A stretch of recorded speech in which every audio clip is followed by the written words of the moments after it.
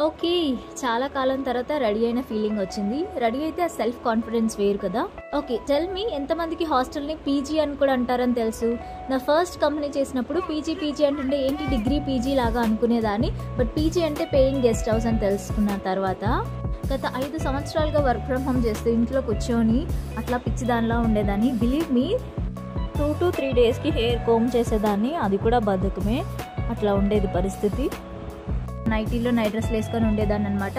So work from office చేసినా కాబట్టి మంచిగా రెడీ అవ్వాలి కాబట్టి రెడీ అయ్యి వెళ్తున్నా.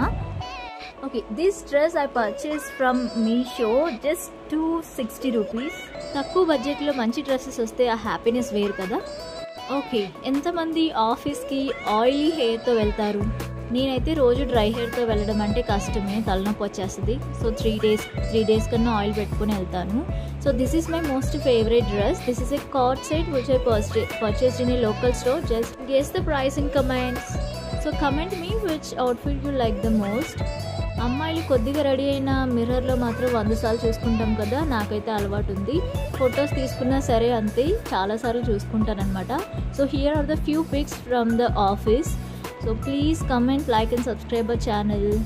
And one more thing, మనం హ్యాపీగా ఉండాలన్నా సాడ్గా ఉండాలన్నా మన చుట్టూ ఉండే జనాన్ని బట్టి కూడా బేస్ అవుతుందని ఎంతమంది నమ్ముతారు? That's all for the video.